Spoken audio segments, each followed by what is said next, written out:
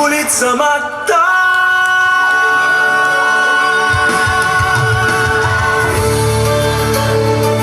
Pa, ngano nga kanunay manumunog ang mga tao sa atubangan ni Anang Pultahan?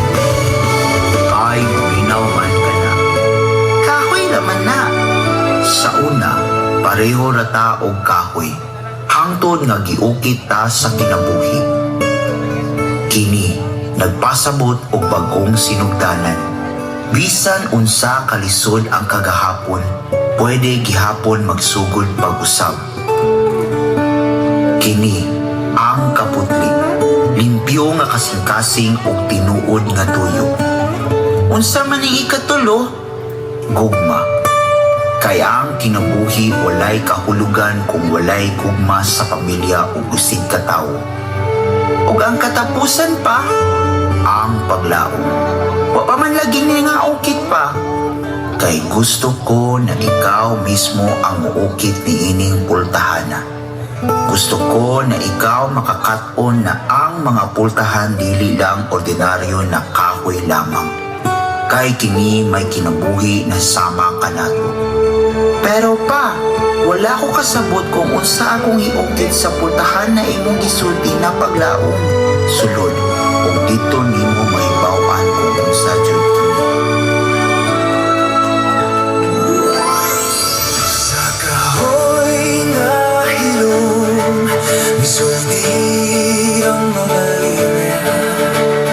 Bilis sa tigog, kundi sa pagtuong ating ago. Ang kamot nga nag-ukit, nagkurog sa kasakit. Parang kasing-kasing nagpabiling, naglaho.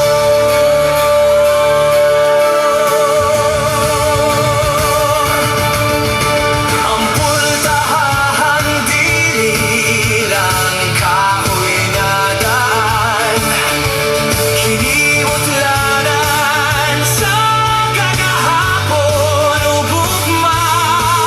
Mataukit usaga pag-ampong nga walay purong, gibilin alam sa mga mata na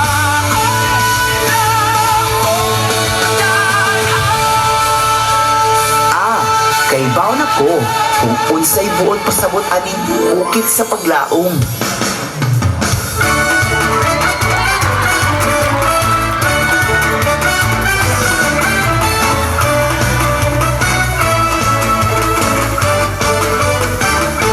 kulit sa mata, kulit sa mata, kulit sa mata, kulit sa mata, kulit sa mata. Ang mga katauhan sa hayop, kung pumili kayo't ikalimon, kita mo sa kada pungkano, hindi sa syudad, sa lapo-lapo. Kabayan sa kung kasaysayan, hindi sa pinalanggang makitan, sulod sa mga katubigan, kulit ng panginabuhian. Karon sa tanang panahon, ang pagmulat kami sa ulugan, kulit sa mata, dakudan mo sa katauhan. Kulit sa mata, isang hulog na tungtanan. Kagamilang mga disenyo, nagpakita sa mga talento, may kulit na sa atong lugar. Kini ang kulit sa maktan. Kulit sa maktan. Kulit sa maktan. Sa maktan, sa tingin karon, ang pagpanday sa kapuglaon, sa matag mahimo na obra, ang kalampusan makapunta. Sa tanang panahon, ang pagkulit kay sa ulugan, kulit sa maktan, dakudan po sa katauhan.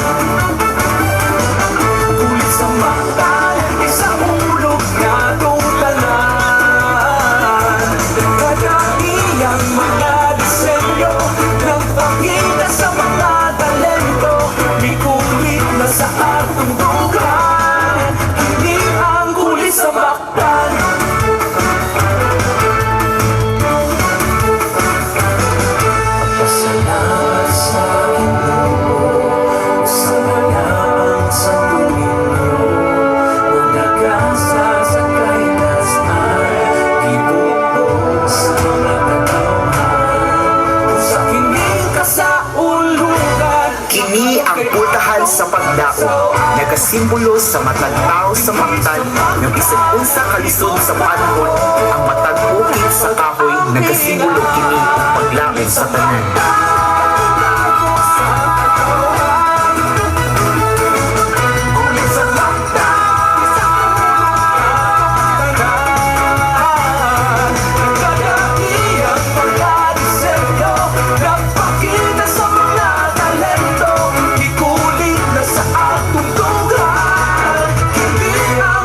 Sa maktan, ulit, ulit sa maktan, ulit sa maktan, ulit, ulit sa maktan, ulit sa maktan, ulit, ulit sa maktan, ulit sa maktan, ulit, hindi ang kulit sa maktan.